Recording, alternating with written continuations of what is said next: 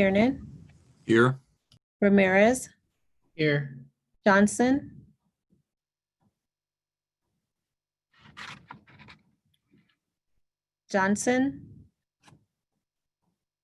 Kane, Here. Markley, Here. Walters. Here. Has Johnson arrived? He was on, but I think when you called on him, it faded. Okay, I'll note him as being present, and then Alvy. Here. Right. So Mr. Bach, following your presentation of the budget, we'll reconvene for a COVID-19 update and a presentation regarding fire department funding. But first up, Mr. Bach. Thank you, Mayor and Commission. I'll go ahead and have my presentation put on screen now.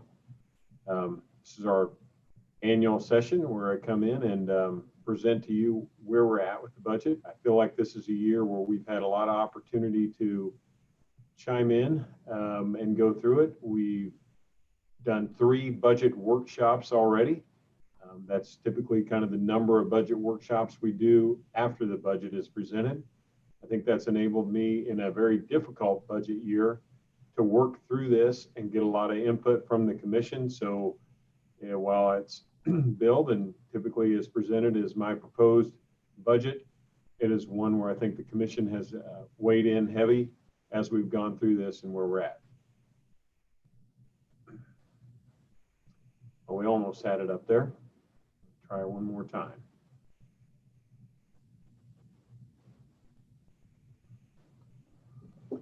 All right, so we start with this lovely streetscape downtown. I think the budget staff went through and put this on. I think they did a good job with that. Next slide. So this year, as we start to work on our budget, I always like to look at what's going on in the community. Obviously, COVID-19 has had a big impact on where we're at. It's had an impact on the health of our residents.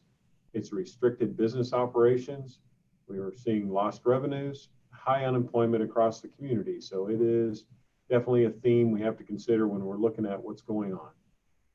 Though with this happening, we had a lot of projects moving forward in our downtown area. Our Merck grocery store is scheduled to open in later part of July. Our Boulevard Lost project is underway. The Lanier project is still scheduled to move forward and come in and start to demolition the old Reardon Center, build a new meeting space, and then build new apartments in the area. YMCA Lost project is underway.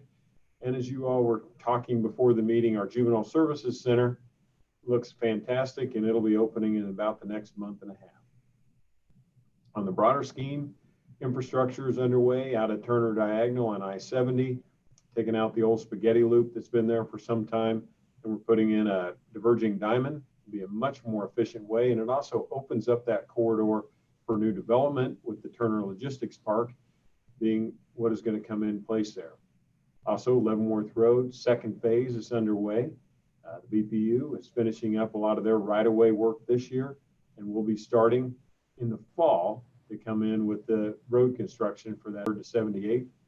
And as we see year after year, the KU continues to grow and work on their main campus area.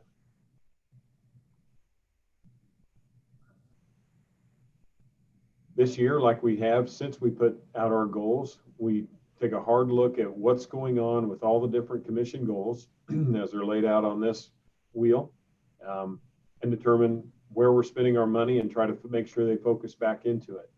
Last fall, when the commission went through this, we added an area, improve infrastructure. It's always been a highlight for the commission that is something we want to do. We just didn't have it called out specifically. It was kind of woven into the other areas. So that is specifically put on because it's a high area of importance. And with this, we look at the survey that we did last winter and note that maintaining city streets is the area of the highest importance that comes back from our residents. So as we go through this and say, okay, how does this rank? We always want to focus on areas that are not only one of our commission goals, but also an area that our residents say, this is the highest. And that dark blue area indicates where people thought it was the most important. And you see, with the exception of police services, it ranked in that one category higher than everything else did in all the other cumulative categories. So we try to maintain a focus on city streets, even in difficult financial years.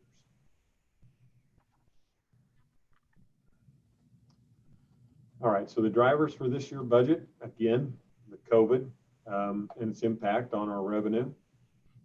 The fact that expenditures have outpaced our revenues in the previous years. As we came into 2020 budget, we were already working from the perspective that we were touching our fund balance and knew we had to reduce our expenditures coming into this year, as we really didn't have the money to start adding new expenses in even before our revenues fell down. The volatility of sales tax is having a greater impact on the city sales tax or the city fund than it does on the others, because there's more reliance of the city on sales tax than in other areas.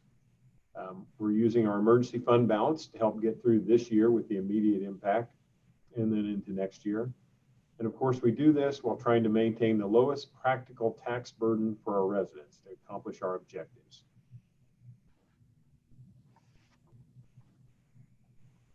Key initiatives to balance this budget. Overall, our proposed 2021 budget is $11 million than the original 2020 budget that we started this year with. So this budget is proposed at $382 million. Still a lot of money to work with, but it is significantly down considering a lot of things still cost more and we're lower than where we started this year before we even reduced the 2020 budget. You're all aware that we're beginning furloughs for our non-public safety staff. We're debt funding more in this year's budget, and I know that's not the direction this commission has wanted me to go. We've been trying to cash fund a lot more projects and reduce our reliance on debt. But in order to do things, or keep doing things, particularly big projects, we had to put more into debt. There is heavy utilization of our fund balance to get through this year. And we have one-time internal fund transfers. I don't really recommend these as they hurt us going forward. We need to pay these back in time. So that just puts additional burden on out years. But in order to get through this year and balance the budget, we have to make a couple of these actions. Our service delivery efficiencies are in place to provide same or higher level service at a lower cost. However, we are seeing some service reductions because we're holding almost 300 vacancies right now amongst our staff. Okay, before I jump into the budget, I just want to talk about the CARES Act a little bit. This is one that we're having to deal with. And we feel good about it because we are seeing additional revenue come back to the local government. But we want to explain how it works, because some people probably think, oh, you're getting $37 million. That ought to take care of your budget woes. First, this is legislation that put $1.25 billion to the state of Kansas for COVID-19. Governor Kelly established a task force to allocate this money. Keys to that point, though, are the one that I've highlighted in red. This is not allowed for us to replace lost revenue. So if any sales tax are down, we cannot use it for that purpose. Cannot supplant budgeted expenses or any capital construction costs. So this is not money we can use to fill shortfalls from revenue. This is only money we can use to take on additional expenses we incurred because of COVID. As I noted, we were allocated $37.3 million. This is $226 per resident.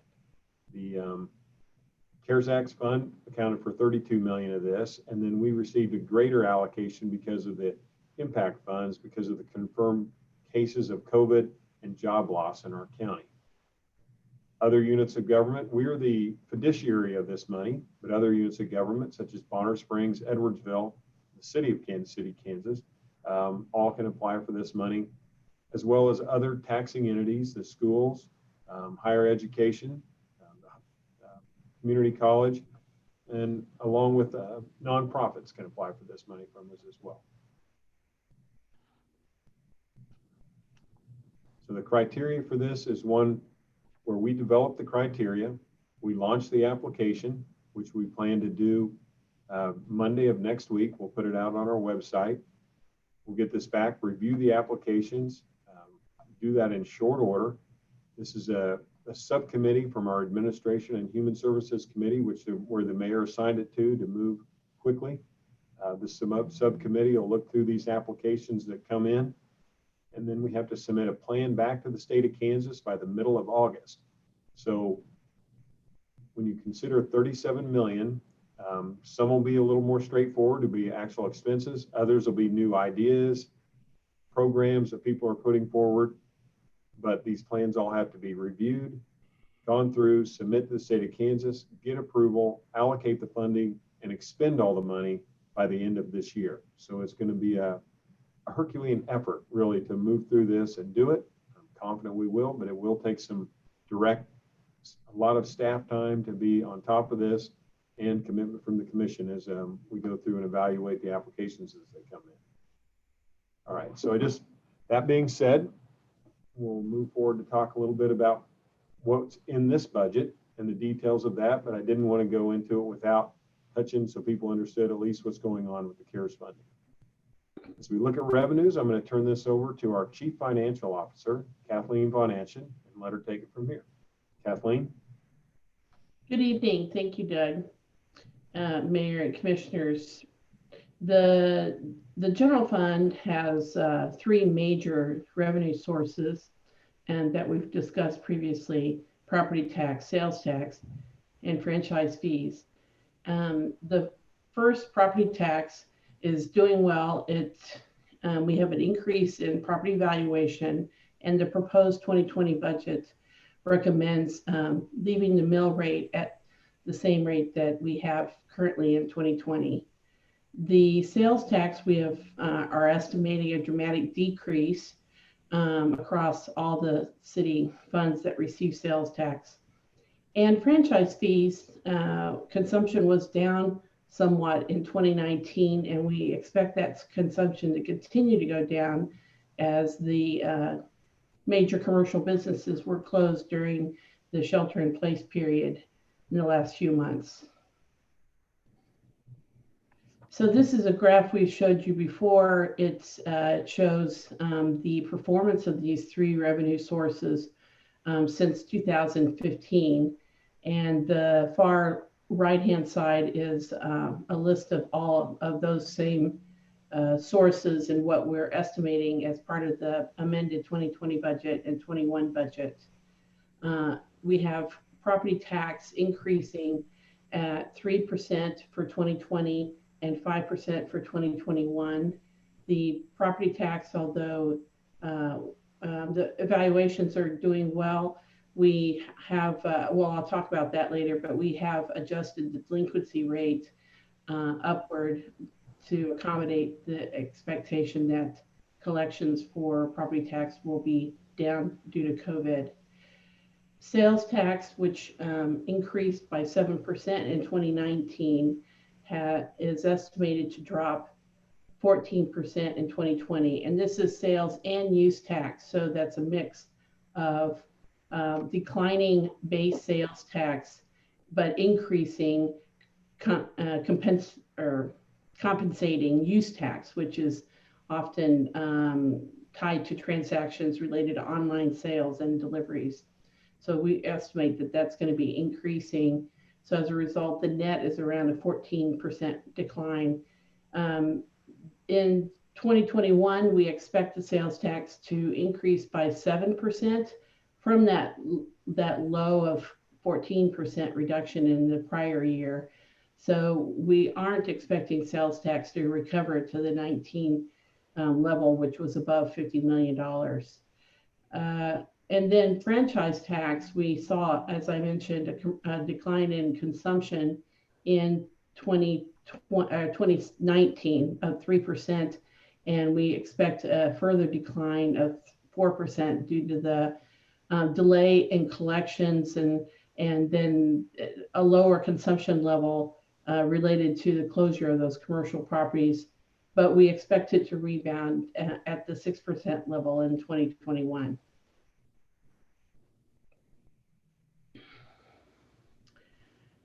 So property valuation is a major revenue source for the general funds, and total valuation for 2021 was certified by the UG clerk at 5.6% greater than the prior year for the city and 5.8% for the county.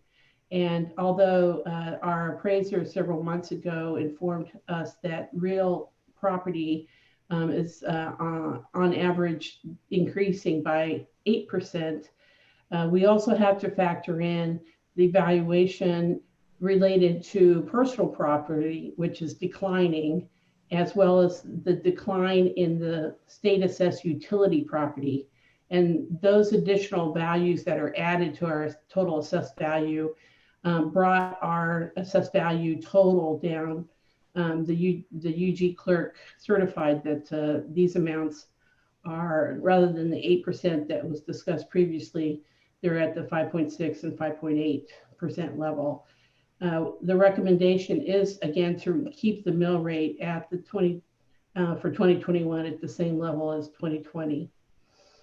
We have adjusted the delinquency factor. That's a factor that we include in our revenue estimate for property taxpayers that are delayed in their payment of property taxes. And in the original budget, it was set at 5.7%, and we've increased that to 7% due to looking at actual collections through June, as well as anticipating that there will be a lag in collection in the remainder of the year because of COVID. And we're anticipating that that lag will continue in 2021 at the 8% delinquency level. So given all of these factors, we're estimating that property tax revenue will increase in 2021 by 5%. Next slide.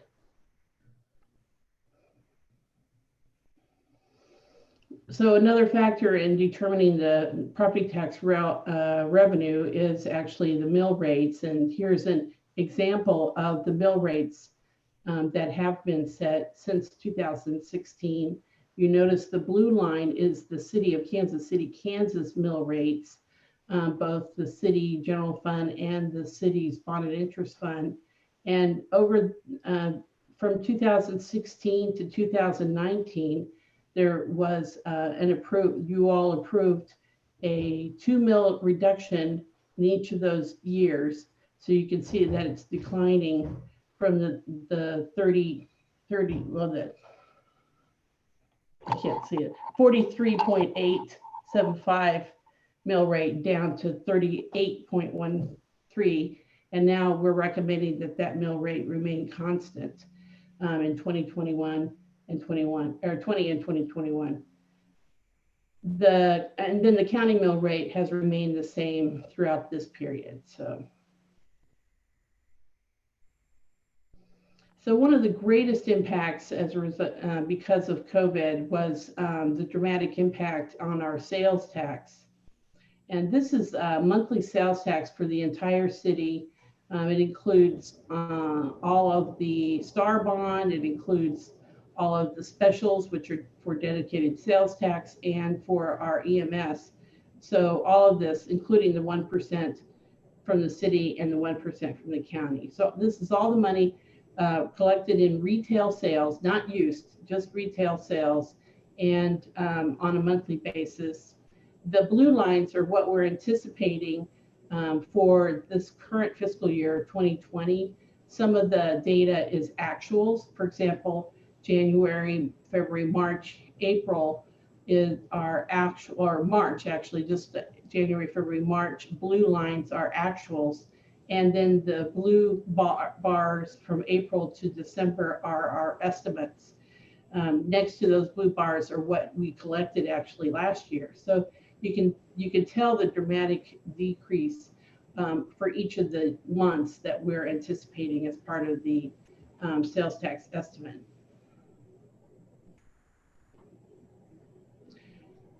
So now I'm going to turn it over to the Deputy Chief Financial Officer, Debbie Johnsher, and she's going to talk about the general fund overview.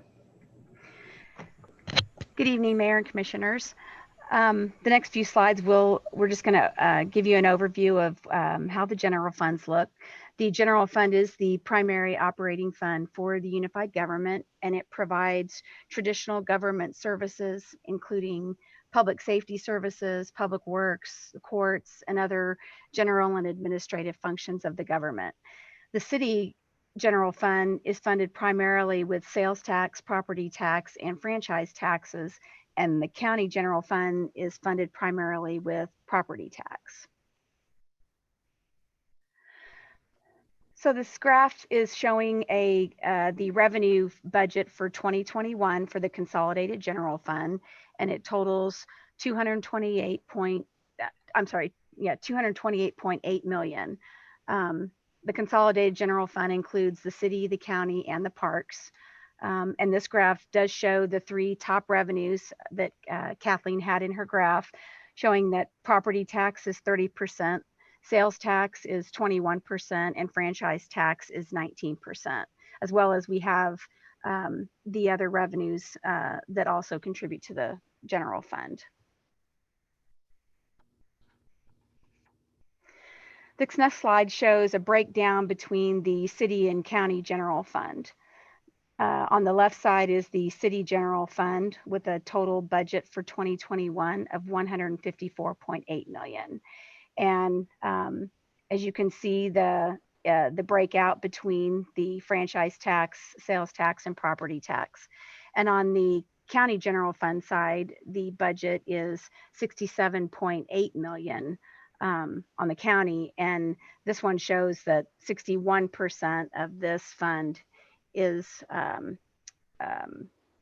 accounts for property tax revenues. So when we talk about the reduction in sales tax due to the pandemic, we can see here how much more reliant the city's general fund is on sales tax revenue. And you can see here. Oh, was somebody saying something?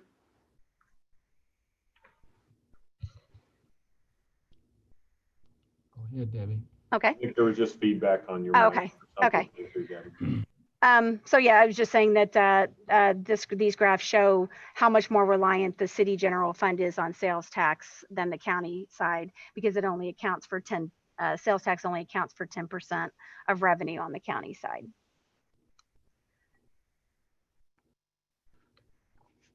So now we'll just look at the revenues and expenses.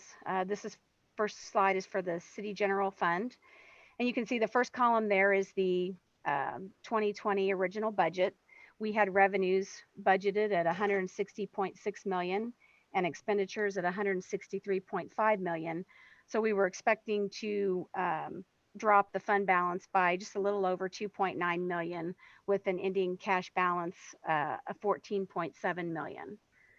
We have the middle column adjusts that. We now have the 2020 amended budget, and you can see that we've dropped revenues down to 149.9 million, and expenditures have dropped to 157.1 million. And this results in a net change of 7.1 million reduction to the fund balance, giving us an ending cash balance of 11.2 million. For 2021, revenues are up from the 2020 amended, but are not at the level that they were for the original 2020. So we have revenues of 154.7 million and expenditures of 157.2 million, with a net change of 2.4 million for a fund balance of 8.7 million. And then this is the same information for the county general fund. You'll see that in the original budget, we had 66 million in revenues and 66 million in expenditures. And our net change was a reduction of just a little over 600,000 with a cash balance of just over $5 million.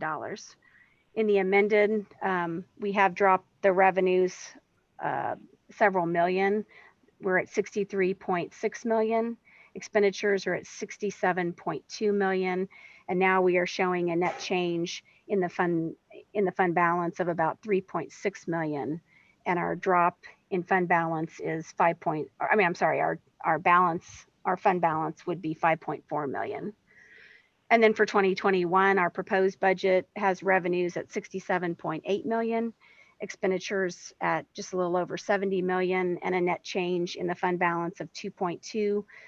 for a cash balance of 3.2 at the end of 2021.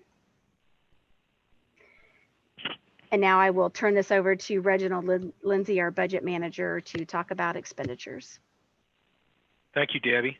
I'm going to concentrate on the expenditure side of the budget. So I'm going to start out discussing 2021 budget assumptions. So we funded more with debt this year and spent less in cash. As we shifted away from cash and capital, we moved it over into debt to kind of help balance the budget. We had no employee merit increases. We had a 7% increase in health insurance costs. And then we did have a jump in inmate housing and medical costs. Next slide. Our total expenditure budget is a $382 million balanced budget where revenue and expenditures are accounted for. This budget funds 29 state certified funds and provides over 200 services to the community. Some of the funds that we have in this $382 million budget that are shown on this in this pie chart are the City General Fund, which is a $157 million budget. And then we have the County General Fund, which is the second largest fund. It's a $70 million budget. And then our third largest fund is the sewer system at $52 million. Next slide.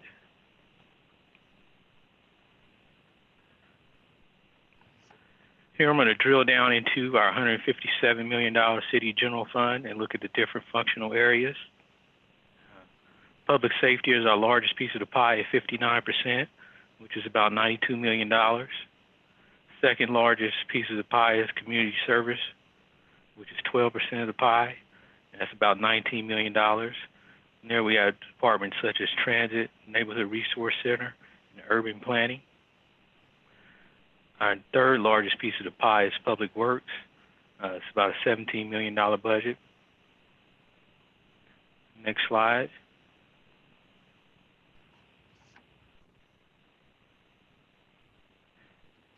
Here I'm going to drill down into our $70 million County General Fund and look at its different functional areas. So here we have public safety.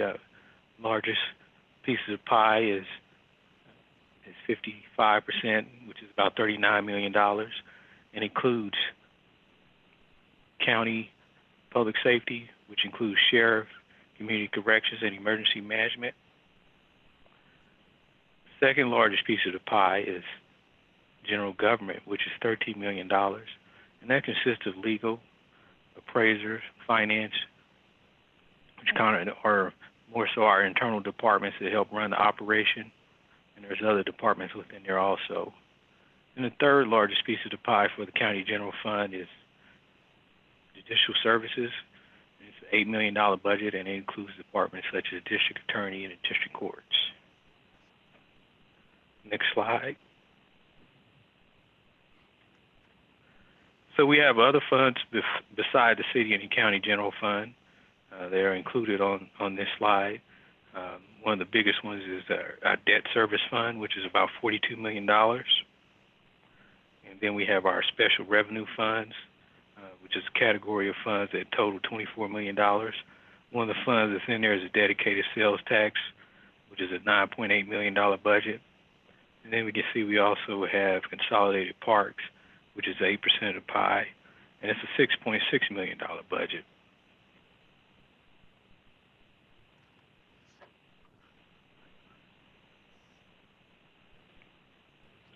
So within the unified government, we also have a group of funds that we call enterprise funds, and where these funds are funded from user fees for services they provide. And these funds are financed and operated in a manner similar to a private business. So within our enterprise fund family, we got 6 different funds, which are the sewer system, public levy, stormwater utility, the EMS fund in Sunflower Hills, and the stadium.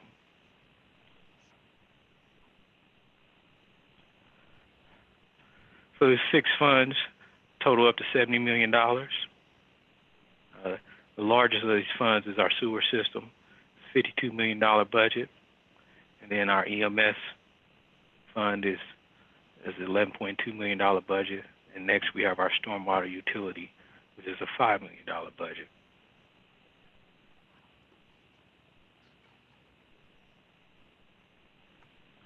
Within the proposed budget, there are a few user fee increases. First one is the residential trash and recycling, which will go up 35 cents, effective in 2021. Next, we have a sanitary sewer, a 5% increase that is tied to consent decree between the unified government and the EPA. And that'll be effective in 2021. Then we have other various user fee increases that are total 10%, which include buildings, right-of-way planning, fire inspection, garage sale permits, and a few others. Now I'll turn it over to Gordon Kurzweil, our Assistant County Administrator. Thank you, Reggie. Going to talk about some budget highlights and several of the pieces of the commission goals that were approved, starting with reduction of blight. Contemplated in this budget is funds for our abatement team equipment, demolition to improve efficiencies while allowing for reduced cost. Not funded in this area of the budget are our parks. All of our seasonal positions, including that, include our seasonal mowers and laborers. Those will not be funded in this proposed budget, nor will the second abatement team be funded, which will again reflect the impact of our reductions in revenue and our ability to address issues.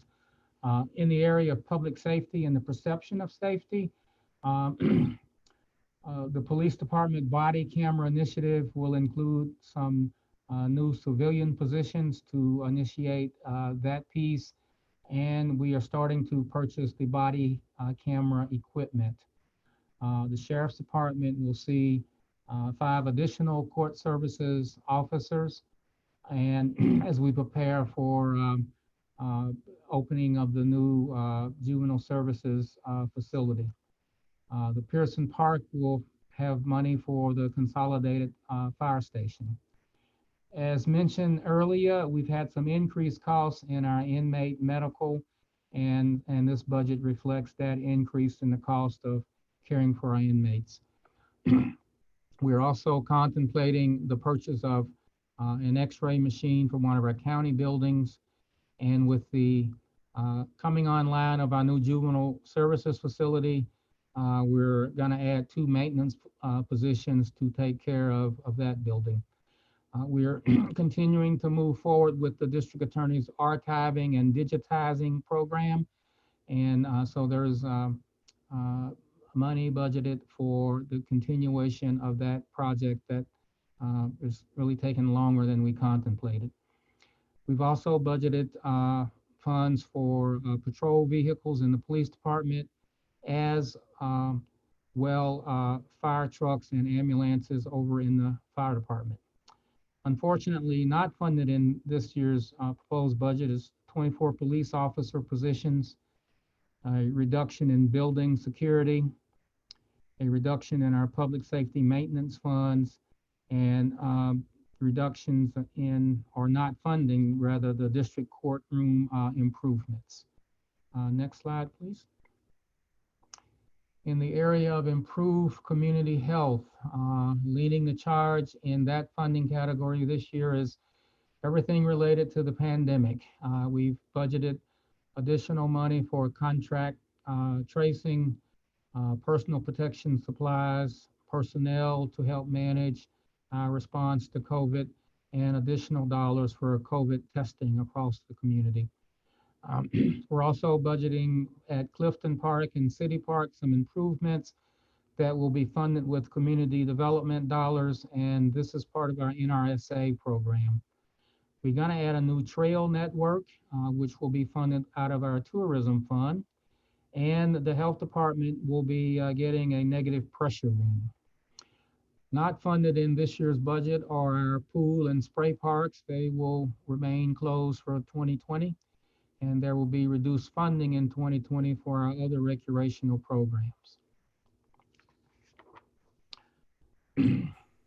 I'll now turn this over to Assistant County Administrator Alan Howes. Alan? All right, thank you, Gordon. So the next area we'll talk about is increasing economic prosperity in the community. And as this year's budget shows, the continued need to broaden and diversify the tax base and support businesses in the community. So the first item here is continuing the small business grant loan program. This includes $50,000 in direct grants to small businesses, and also includes a loan program with AltCap, which is a funding loan company locally, and that's leveraging $1 million for Wyandotte County businesses, so in conjunction with the COVID relief efforts. Also, as part of that, KCATA received a grant through the CARES Act that fully funds transit and maintains those operations for residents. Not funded is economic development professional services, so those are being reduced, as well as cutting back on master planning studies that serve master plans in different parts of the community. The next area, improving customer service and communication, certainly been a focus for the commission, and there are several projects and initiatives in the budget that continue that work. There's the enterprise resource planning software project, which combines finance and HR software to support the overall operations of the government and the remote work capabilities. As likewise with the Excella software that is used by planning and by NRC to make their work both more productive and easier to do remote and field work. And then there's a diversity and inclusion study program that is also included as part of this budget. The next area is around increasing community cohesion. There's certainly been a lot of focus this spring, and this will continue on COVID-related communications and letting the community know what's going on with COVID and how they can take steps to protect themselves and their families. And likewise, that will continue. There's a new Director of Development Coordination and Customer Service Success, and that role is aimed at streamlining and supporting the development of new businesses and making it easier for people to start businesses and get through the application process. And then an electronic plan review software. This project was in motion, funded by the commission, and this allows for electronic review of plans and again, accelerating and streamlining the plan review process. What was not included is the implementation of the strategic communications plan that the commission funded last year in the 2019 budget.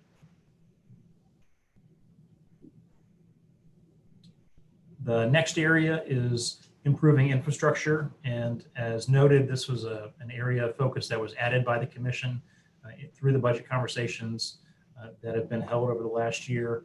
And there are several items in the budget related to improving infrastructure, including the addition of 3 new positions at the Walcott treatment plant as that comes online. There is sewer infrastructure maintenance work that continues, likewise with street preservation and repairs. There's an intersection project to redo the intersection on Hutton Road and Leavenworth near the new fire station on Hutton Road.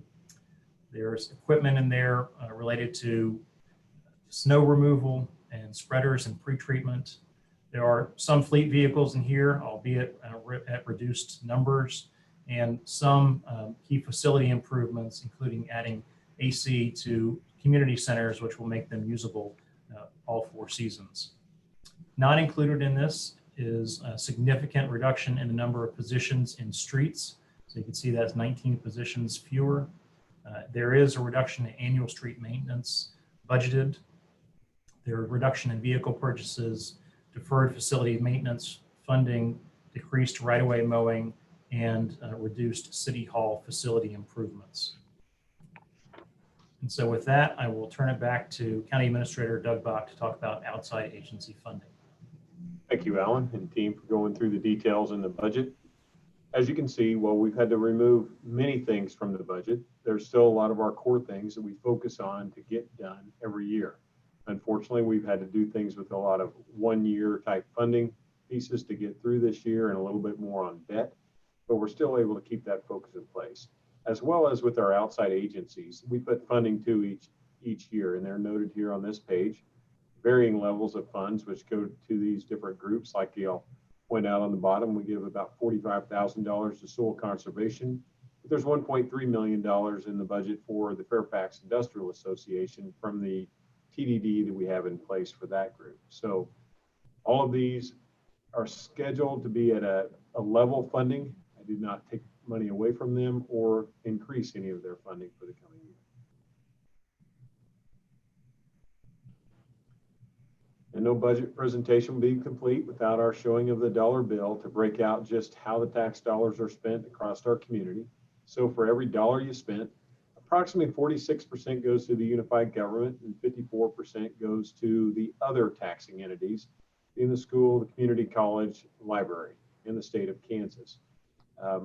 This goes through so anybody can look at this presentation. They can look at it specific to their own school district, and they can see just how much goes to, if they're in Turner or USD 500 or the Piper School District or Bonner Edwardsville. And it even breaks out those if you're in the city of Bonner or Edwardsville. So it gives the opportunity to see how that's done. That being said, the summary of this year's budget really comes down to the fact that we are doing our services that we've laid out without any kind of mill rate increase, and by taking on a dramatic decrease in the sales tax revenues that we're projecting for this year and next. We're going to see an overall reduction in city operating expenses. So that's going to affect our performance and delivery of service that we have. It does heavily utilize fund balance, and it has a reduction in current personnel costs through efficiencies, furloughs, and reductions. We're going to continue to invest in priority areas like I showed you with streets. We still have money in there that we did for debt and some of our equipment, but we are more reliant on that debt to make it all happen. And that's really kind of how the budget comes in.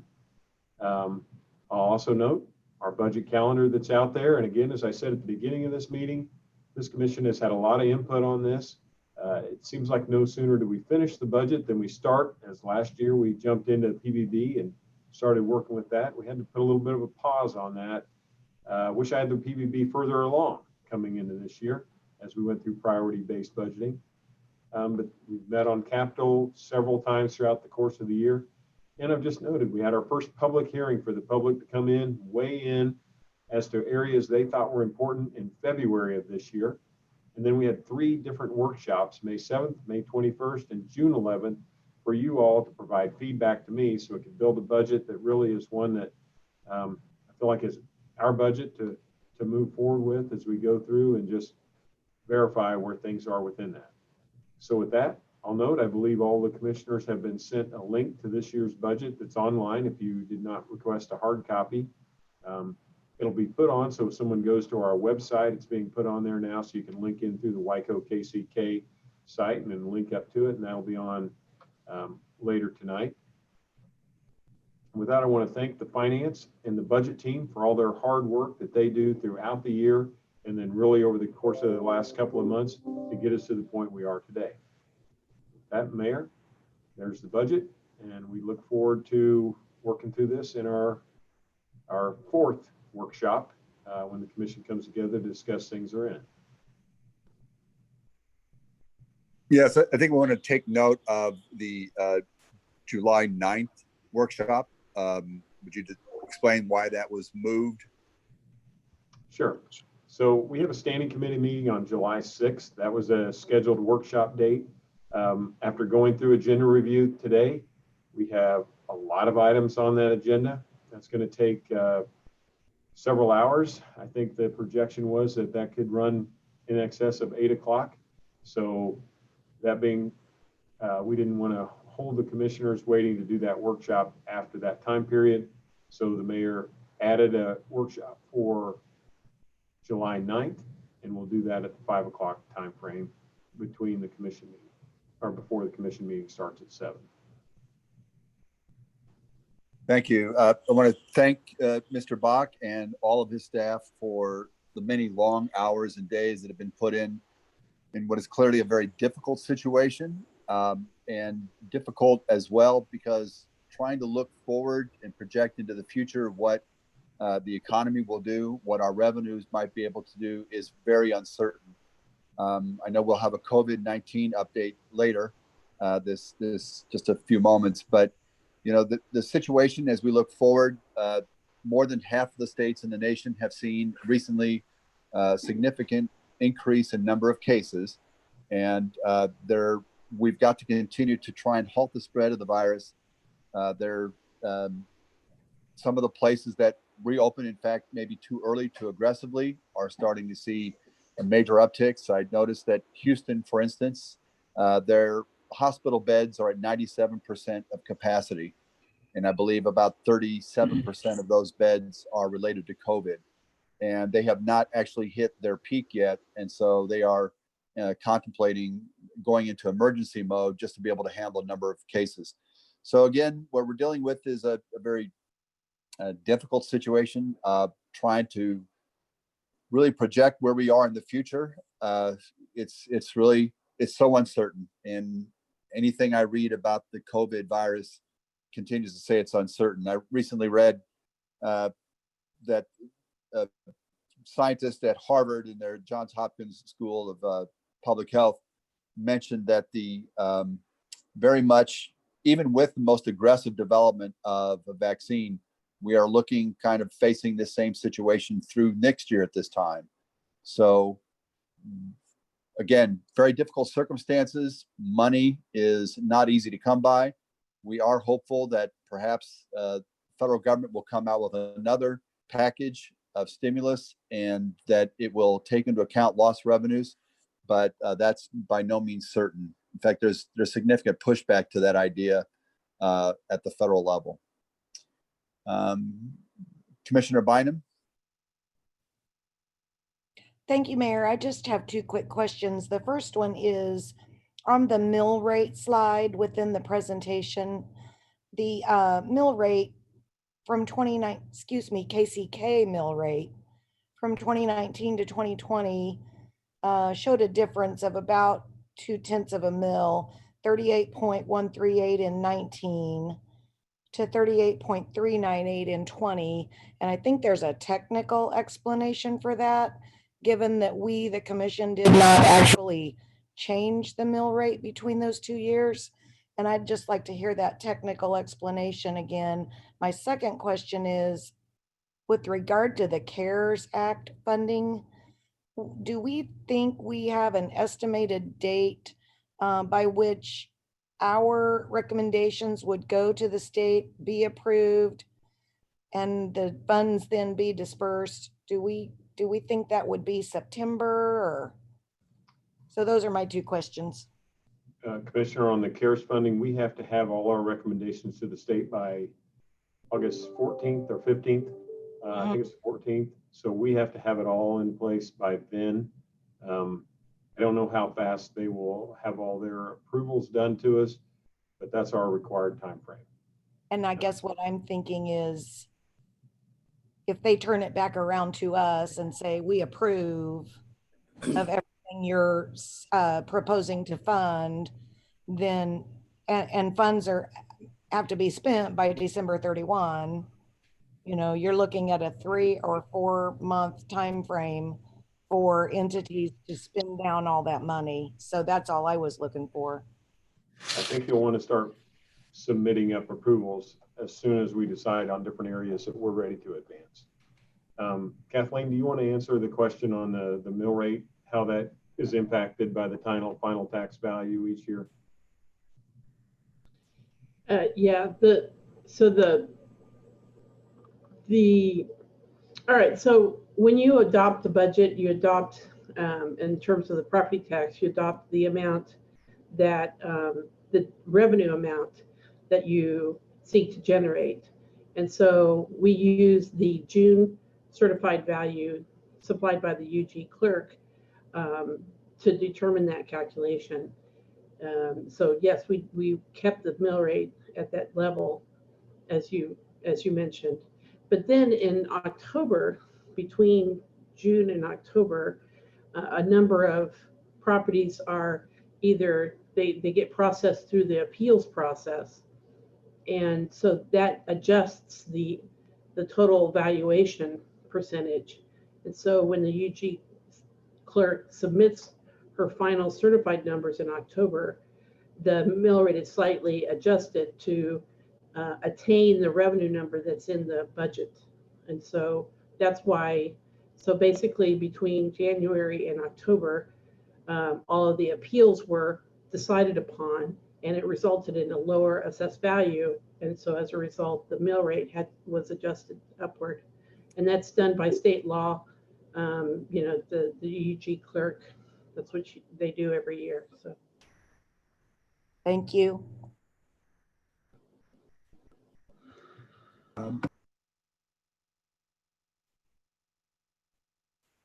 Commissioner Kane? Thank you.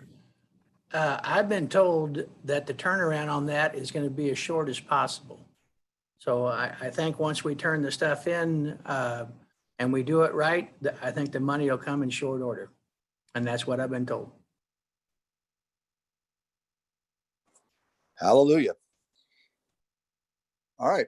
Seeing no more questions or comments, that is, we are adjourned. We will reconvene in 10 minutes for the COVID-19 update, followed by the presentation regarding fire department funding. And Mayor, I'll just suggest you recess. That way you can come back in and you don't have to go back through roll call for 10 minutes. Okay, we are recessed. Thank you.